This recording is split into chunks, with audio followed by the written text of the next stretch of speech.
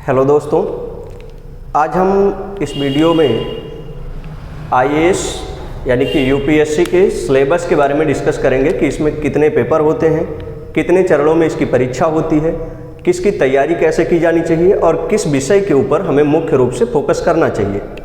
यह प्रत्येक स्टूडेंट की एक समस्या बनी रह जाती है कि आखिर वे सबसे ज़्यादा कौन सा विषय पढ़ें, सबसे कम किस विषय पर ध्यान दें, परीक्षा में सबसे अधिक कौन सा विषय पूछा जाता है, अगर पढ़ें तो अच्छे पुस्तकों का चुनाव कैसे करें। यह सब एक समस्या बनी रहती है।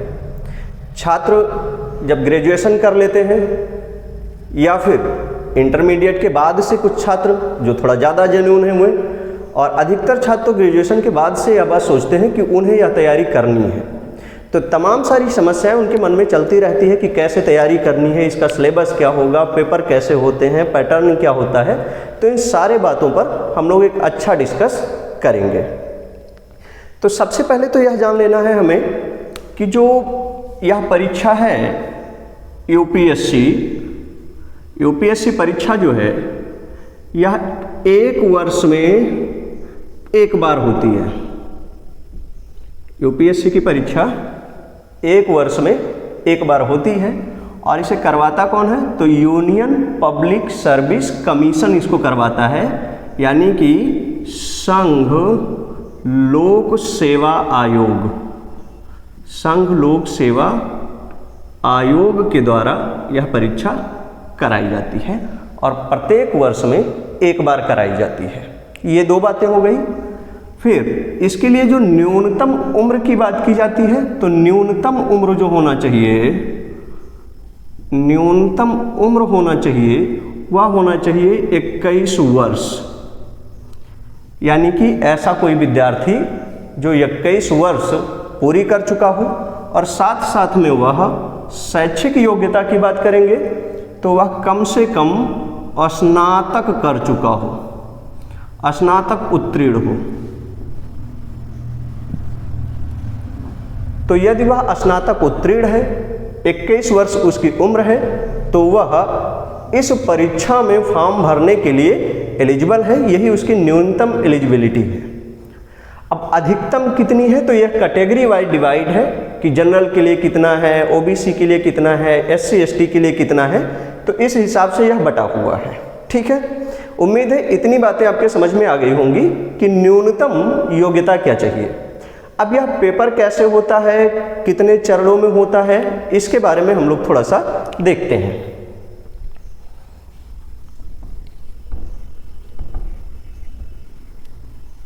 तो सबसे पहले तो हम यह जानेंगे कि यूपीएससी की परीक्षा जो है यह 3 चरणों में होती है। यूपीएससी जो है यह 3 चरणों में होता है। सबसे पहले इसकी प्री परीक्षा होती है, प्री एग्जाम होगा इसका। इसके बाद में जब आप प्री एग्जाम क्वालिफाई कर लेंगे तब आप अगले चरण में पहुंचेंगे मेंस एग्जाम में, और उसके बाद में आपके इंटरपर्सनल स्किल से संबंधित, आपके विचार से संबंधित, आपके व्यक्तित्व से संबंधित जो परीक्षा होगी, यानी कि इंटरव्यू होगा आपका। तो यह 3 चरणों में परीक्षा होती है। अब एक एक के बारे में हम लोग थोड़ा सा डिटेल समझते हैं। तो प्रारंभिक परीक्षा जो है इसमें 2 पेपर होंगे। पहला पेपर आपका जीएस का होगा। इसमें कुल मिलाकर के 100 प्रश्न होते हैं और प्रत्येक प्रश्न 2 नंबर का होता है। इस तरह से कुल मिलाकर के यह 200 नंबर का होगा, पहला पेपर प्री में। और दूसरा पेपर इसका होता है सीसैट का। अब सीसैट में जो कुल प्रश्न है वह 80 होते हैं और प्रत्येक प्रश्न 2.5 अंक का होता है। तो इस तरह से 200 नंबर के यह भी होते हैं, यानी कि प्रारंभिक परीक्षा जो है, जो प्री परीक्षा है, वह कुल 400 अंकों की होती है। यहाँ यह समझना जरूरी है कि जो सीसैट है यह केवल क्वालिफाइंग नेचर का है। केवल इसमें न्यूनतम नंबर लाना आवश्यक है, यानी कि 80 में से यदि कोई 27-28 क्वेश्चन सही कर लेता है तो फिर वह क्वालिफाई माना जाएगा। 80 में से यदि कोई व्यक्ति 27-28 क्वेश्चन सही कर लेता है तो वह सही माना जाएगा। जो मेरिट बननी है वह जीएस के आधार पर बननी है, यह ध्यान रखना है। तो इस तरह से इन 2 चरणों में परीक्षा, प्रारंभिक परीक्षा 2 पेपर में होना है। पहला जीएस का है जिसके आधार पर मेरिट बनना है, इसी में आपको सबसे ज़्यादा मेहनत करने की ज़रूरत है। और दूसरा है सीसेट जिसमें आपको केवल क्वालिफाइंग होना है, केवल इतना ले आना है कि आप पास हो सकें। तो लगभग 27-28 से 30 क्वेश्चन यदि आप कर ले जाते हैं तो आप आराम से पास हो जाएंगे, बहुत समस्या नहीं आएगी। अब जो अगला है वह है मेंस। प्री पास करने के बाद आप मेंस के चरण में पहुंचेंगे। मेंस में जैसे ही आप पहुंचेंगे, पहला पेपर जो आपका होगा वो होगा भाषा का, लैंग्वेज का। अब भाषा के पेपर जो है वह हिंदी होगा, अथवा यदि आप किसी और क्षेत्र से संबंधित हैं जो संविधान के 22 भाषाओं में से आता हो तो उसका पेपर आपको देना होगा, और वह होगा 300 नंबर का। क्या कि मेंस में पहुंचने के बाद पहले आपको लैंग्वेज पेपर देना होगा, पूर्णांक कितना होगा 300 का। इस 300 में से आपको 75 नंबर लाना होगा, बहुत ज़्यादा की ज़रूरत नहीं है। इस 300 में से यदि आप 75 नंबर ले आते हैं, यानी कि मिनिमम 25% ले आते हैं, तो आप पास माने जाएंगे। लेकिन ये पास करना अनिवार्य है, यदि पास नहीं होंगे तो कॉपी आगे की चेक नहीं होगी। इसी तरह से दूसरा जो अनिवार्य है वह है भाषा के रूप में ही इंग्लिश।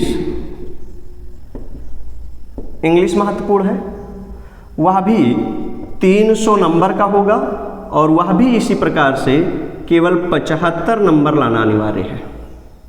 यानी कि जब आप मेंस में पहुंचेंगे तो एक पेपर हिंदी का आपको देना है, एक पेपर इंग्लिश का देना है, दोनों 300 के होंगे, और दोनों में आपको न्यूनतम कितना लाना है, तो दोनों में न्यूनतम आपको केवल 75 नंबर लाना है। ठीक है ना। तो इस तरह से ये आप क्वालिफाई कर लेंगे। उसके बाद में तब आप पहुंचेंगे निबंध के पेपर पर। अब यहाँ से आपके लिए महत्वपूर्ण हो जाता है, ये तय करता है कि आपका रैंक क्या होगा, आप सेलेक्ट होंगे या नहीं होंगे, यहाँ से तय होता है। निबंध यानी कि एसे का पेपर। अब यहाँ देखिए, आपको 2 निबंध लिखने होंगे। 125 का एक निबंध होगा, यानी कि जो निबंध का पेपर होगा वह कुल मिलाकर के 250 नंबर का होता है। जो निबंध का पेपर होगा वह कुल मिलाकर के 250 नंबर का होता है। ठीक है। अब आगे पहले समझ लीजिए कि 2 निबंध लिखना है, और निबंध लिखते समय आपको प्रत्येक निबंध लगभग 1000 से 1200 शब्दों के बीच में लिखना है। 1000 शब्द से लेकर के और लगभग 1200 शब्दों के बीच में आपको प्रत्येक निबंध लिखना होता है। निबंध 2 प्रकार के आते हैं, 2 निबंध है ना, 2 प्रकार के आते हैं। एक मूर्त है और एक अमूर्त है, यानी कि एक स्ट्रक्चरल है और एक नॉन स्ट्रक्चरल है। अब मूर्त और अमूर्त निबंध क्या है, जैसे कि पूछ लिया जाए कि हाल ही में ग्लोबल वार्मिंग में परिवर्तन के बारे में अगर आपको निबंध लिखने को दे दिया जाए, या अंतरिक्ष क्षेत्र में भारत की बढ़ती भूमिका के बारे में पूछ लिया जाए, तो यह एक प्रकार की मूर्त निबंध है। अमूर्त निबंध क्या है कि शिक्षा संस्कार को बढ़ावा देता है, या सभ्यता ही संस्कार की जननी है। तो इस प्रकार के जब आ जाते हैं तो वे अमूर्त निबंध की श्रेणी में आते हैं। तो निबंध 2 आएंगे, मूर्त और अमूर्त। मेरा मानना है कि यदि कोई दोनों प्रकार के लगभग 50-50 निबंध लिखने की प्रैक्टिस कर डाले तो फिर उसका ये पेपर आसानी से हो जाएगा, जिसमें आपको 250 मार्क मिलने हैं। ये आपके लिए महत्वपूर्ण भी है। अब इसके बाद में जब आप इस चरण से आगे बढ़ेंगे तो आपको देना है जीएस के पेपर। जीएस के 3 पेपर होने हैं। जीएस फर्स्ट इसको हम कहेंगे, जीएस फर्स्ट का पेपर होना है। यह जीएस फर्स्ट का पेपर कितने नंबर का होगा? 250 नंबर का होगा। जीएस फर्स्ट का पेपर कितने नंबर का होगा? तो 250 नंबर का होगा। इसमें आएगा क्या? तो अब यहाँ ध्यान देना है कि जब जीएस फर्स्ट के पेपर में आप पहुँचेंगे तो फिर यहाँ आपको आएगा इंडियन हेरिटेज एंड कल्चर, यानी कि भारतीय विरासत और सभ्यता। हम लिख लेते हैं विरासत और इसके अलावा क्या? सभ्यता। ये 2 चीज़ें आ जाएंगी। इसके अलावा भारत का और विश्व का ये इतिहास आएगा, यानी कि इंडियन आएगा, इसके अलावा वर्ल्ड का हिस्ट्री आएगा, इंडियन एंड वर्ल्ड हिस्ट्री आएगा, भारत और विश्व का इतिहास। अब भारत और विश्व के इतिहास में केवल कुछ हिस्सा पूछा जाना है। क्या कुछ हिस्सा? कि इन दोनों की तैयारी करते समय आपको यह ध्यान रखना है कि केवल 1750 ईस्वी से केवल पढ़ना है आपको, ईसा पूर्व से नहीं। यानी कि जीएस पेपर फर्स्ट में प्राचीन इतिहास और मध्यकालीन इतिहास नहीं आते हैं, केवल आधुनिक इतिहास आता है और वही विश्व के संदर्भ में भी है। तो यह दोनों बातें आपको ध्यान रखना है। इसके अलावा इसी में फिर भूगोल आता है, और जब हम भूगोल की बात करेंगे तो यहाँ पर कंप्लीट भूगोल की बात करेंगे, यानी कि इंडियन और वर्ल्ड। तो जीएस पेपर फर्स्ट में 250 नंबर आना है, जिसमें आपको कला, संस्कृति, विरासत भारत के बारे में, भारत और विश्व के इतिहास के बारे में, और इतिहास कौन सा हो, 1750 के बाद का हो, और इसके अलावा भारत और विश्व के भूगोल के बारे में पढ़ना है। तो ये दो चीज़ें हमें यहाँ से जानना होता है। इसके बाद में जीएस का पेपर सेकंड होगा, यह भी 250 नंबर का होगा। जो जीएस का पेपर सेकंड होगा वह भी 250 नंबर का होगा। अब इसमें क्या क्या पूछा जाएगा? तो इसमें पॉलिटी, कॉन्स्टिट्यूशन आएगा, यानी कि राज्य व्यवस्था आएगा, पॉलिटी, संविधान भी साथ में इसके रहेगा। इसके अलावा जो है सोशल जस्टिस आएगा, यानी कि सामाजिक न्याय, सोशल जस्टिस यानी कि सामाजिक न्याय भी इसी में जुड़ा हुआ आएगा। इसके अलावा इसमें आएगा IR, इंटरनेशनल रिलेशन, अंतर्राष्ट्रीय संबंध। भारत का विदेशों से कैसा संबंध है, भारत का अमेरिका से कैसे संबंध है, इजराइल से कैसे संबंध है, इस तरह से भारत के पड़ोसी देशों से कैसा संबंध है। इसके अलावा कुछ अंतर्राष्ट्रीय संस्थाएं हैं, भारत का उनसे कैसे संबंध है, सार्क से कैसे संबंध है, इनसे संबंधित यहाँ से प्रश्न बनते रहते हैं। तो पेपर सेकंड के लिए जीएस के हमें पॉलिटी, इसके अलावा सोशल जस्टिस, सामाजिक न्याय, इसके अलावा अंतर्राष्ट्रीय संबंध, इनके पुस्तकों का अध्ययन करना है। 250 नंबर के यह भी रहेंगे। इसके अलावा है जीएस का तीसरा पेपर है। जीएस का तीसरा पेपर भी, यह भी 250 का होगा, पूर्णांक 250 के ही रहेंगे तीनों जीएस में, निबंध में भी 250 के ही रहेंगे। पेपर थर्ड में क्या आएगा? तो टेक्नोलॉजी आएगा, साइंस नहीं आएगा, टेक्नोलॉजी आएगा। जैसे कि अंतरिक्ष के बारे में पूछा जा सकता है, ग्लोबल वार्मिंग के बारे में पूछा जा सकता है, कुछ अन्य जो नैनो पार्टिकल हैं उनके बारे में पूछा जा सकता है, कंडक्टर, सेमीकंडक्टर के बारे में इस समय भारत बहुत ज़्यादा आगे बढ़ने की कोशिश कर रहा है, तो उनसे संबंधित प्रश्न हो सकते हैं। तो इस तरह से हम कहेंगे कि प्रौद्योगिकी के बारे में जो है आपको पढ़ लेना है। इसके अलावा इकोनॉमिक डेवलपमेंट यानी कि आर्थिक विकास से प्रश्न बनता है, आर्थिक विकास, यह भी एक पेपर है इसी में, तो आर्थिक विकास से भी बनता है। आर्थिक विकास पढ़ते समय आपको ध्यान रखना है कि आप पूरा अर्थशास्त्र नहीं पढ़ना है, अर्थव्यवस्था पढ़ना है, अर्थशास्त्र नहीं पढ़ना है, अर्थव्यवस्था पढ़ना है। और खासकर जब आप मेंस की तैयारी में लगे हुए हों तो आपको बजट पढ़ना है, बजट का। और बजट कैसे? कंपैरेटिव बजट पढ़ना है, यानी कि यदि आप 2023 में मेंस दे रहे होंगे तो आपको 22 का और 23 का कंपैरेटिव अध्ययन करते रहना है। तो ये दो चीज़ें यहाँ से पढ़ लेना है।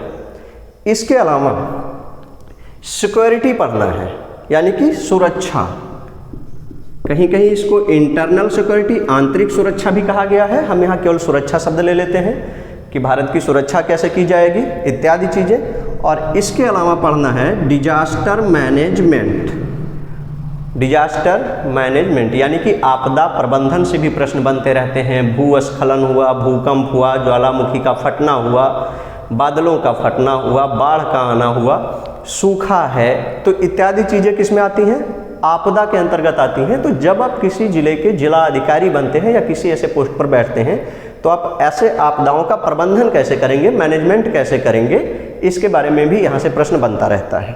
तो ये जीएस के हैं। अब इतने पेपर आपको जीएस में देना है।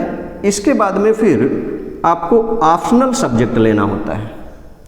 यूपीएससी ने ऑप्शनल के बारे में 48 सब्जेक्ट दे रखा है। 48 विषय में से आपको केवल एक विषय लेना होता है। 48 में से आपको एक सब्जेक्ट चूज करना है जो आपका ऑप्शनल होगा, और उस ऑप्शनल के 2 पेपर होंगे। तो यहाँ हम लिख लेंगे कि ऑप्शनल का पेपर फर्स्ट और ऑप्शनल का ही पेपर सेकंड। विषय एक ही होगा, पेपर उसके 2 होंगे, ऑप्शनल फर्स्ट और सेकंड, और दोनों इस तरह से 250-250 के होंगे। यहाँ थोड़ा जान लीजिए कि जैसे यदि आप भूगोल लेते हैं, जियोग्राफी लेते हैं ऑप्शनल के रूप में, तो आपको जियोग्राफी के 2 देने होंगे। यदि आप हिस्ट्री लेते हैं तो हिस्ट्री के आपको 2 पेपर देने होंगे। कुछ सब्जेक्ट ऐसे हैं कि जिनमें एक लेंगे तो दूसरा आपको मिल जाएगा। जैसे कि यदि आप पॉलिटिकल साइंस लेते हैं तो आपको अंतर्राष्ट्रीय संबंध जो है उसके साथ में मिला रहेगा। तो इस तरह से ये जुड़वा भी आपको मिलते हैं। अब यहाँ देखेंगे कि 250 प्लस 250 और इस तरह से इनके 250।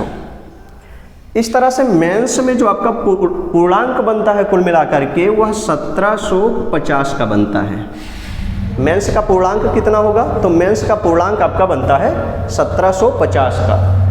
हिंदी और इंग्लिश वाले नहीं जोड़े जाते। फिर से बता दे रहे हैं कि यदि आपके मन में हिंदी और इंग्लिश को लेकर डर है तो हिंदी और इंग्लिश का मार्क इसमें नहीं जोड़ा जाता है। 300 में से केवल आपको 75 नंबर लाना है, 25% नंबर लाना होता है। उसके बाद में फिर यहाँ से आपका नंबर काउंट होता है। तो ये आपका 1750 का आपका मेंस बनता है। इसके बाद में आप पहुँचेंगे इंटरव्यू के चरण में। तो इंटरव्यू के चरण में 250 नंबर का आपका इंटरव्यू होता है। 250 नंबर का आपका इंटरव्यू होगा। अब इस 250 में से जो 250 का आपका इंटरव्यू होना है ये महत्वपूर्ण है, यह आपके ऊपर निर्भर है। यदि कोई व्यक्ति मेंस में अच्छा खासा मेहनत कर लेता है तो इंटरव्यू में यदि वह थोड़ा कम भी पाता है तो कोई दिक्कत नहीं है, आप मेरिट में आराम से बने रह जाएंगे। तो ये तो हो गई आपकी सिलेबस। अब एक समस्या है, कुछ कहते हैं कि पहले प्री की तैयारी करेंगे, कुछ बच्चे कहते हैं कि मैं मेंस की तैयारी करूंगा, कुछ का ये मानना है कि प्री और मेंस दोनों का साथ में किया जाना चाहिए। एक बात समझिए कि प्री और मेंस दोनों साथ में किया जाना चाहिए, यह बात तो ठीक है, लेकिन मेंस में पहुंचने के लिए जो पहला स्टेप है वह है प्री एग्जाम, यानी कि आप प्री एग्जाम क्वालिफाई करें और मेंस तक पहुंचे। अब चूंकि मिनिमम अगर किसी को मिलना है तो 6 अटेम्प्ट मिलना है, मिनिमम आपको 6 अटेम्प्ट मिलना है। तो पहले अटेम्प्ट में आपकी कोशिश यह होनी चाहिए कि आप कम से कम प्री एग्जाम क्वालिफाई करेंगे, जिससे आपका अपने ऊपर एक कॉन्फिडेंस आएगा और आपके लोगों का आपके ऊपर एक कॉन्फिडेंस आएगा। ठीक है, तो सबसे पहले हमें प्री के एग्जाम पर फोकस करना चाहिए। मेंस तो फोकस जरूरी है ही, लेकिन प्री और मेंस के सिलेबस काफ़ी हद तक नहीं मिलते, यह भी ध्यान देना है। जैसे कि मेंस में हमने कहा कि प्राचीन इतिहास और मध्यकालीन इतिहास नहीं पूछे जाते, जबकि अगर हम प्री में आएंगे और अगर आप 2023 का पेपर उठाकर देखेंगे तो उसमें भी सबसे ज़्यादा 7 क्वेश्चन जो है वह एंशिएंट हिस्ट्री से हैं। तो इस तरह से प्री एग्जाम की तैयारी आपको सेपरेट करनी है, मेंस की तैयारी तो करनी ही है, लेकिन प्री की तैयारी पे आपको एक अलग फोकस बना के रखना चाहिए। बीते 2020 से और 2023 तक की बात करें तो प्री की जो मेरिट है जनरल कैटेगरी में, प्री की जो मेरिट है वह 50 से प्लस नहीं गई है। कभी 48, कभी 45, कभी 44, इस तरह से इसकी मेरिट गई है। यानी कि इस समय जो हाल के 2 वर्षों में देखें तो वह 45 से ऊपर नहीं जा रही है। अभी हम यह मान सकते हैं कि आने वाले लगभग 2 और सालों में, यानी कि 23 में तो हो ही गया है, 24 और 25 तक भी इसकी मेरिट 50 से ऊपर नहीं जाएगी यूपीएससी की मेरिट प्री की। तो यदि आप 100 में से 50 क्वेश्चन कर लेते हैं तो आप प्री क्वालिफाई हो जाएंगे और आप अगले चरण पर मेंस पर पहुंच जाएंगे। तो इस तरह से यह आपका ओवरऑल एक सिलेबस है। अब ऑप्शनल को कैसे चुनना है, कौन सा विषय ऑप्शनल बनाएंगे, तो बहुत ज़्यादा इसमें फंसना नहीं है। जो भी विषय आपको पसंद आता हो, कुछ लोग यह देखते हैं कि कौन सा विषय नंबर उठाता है, वह हर विषय नंबर उठाएगा जिसमें आपका पढ़ने में इंटरेस्ट हो, जिसमें आप अच्छे से पढ़ाई कर सकें। साथ साथ जिसकी सामग्री आपके पास उपलब्ध हो पढ़ाई करने के लिए, तो वह सारे बहुत अच्छे हैं, उपलब्ध हैं, कोई दिक्कत नहीं है। तो ये आपका सिलेबस है, उम्मीद है आपके समझ में आ गया होगा। जहां आपसे समझ में ना आया हो वहां आप कमेंट बॉक्स में हमें जवाब देंगे, हम बिल्कुल कोशिश करेंगे कि आपको संतुष्ट कर पाएँ। जय हिंद।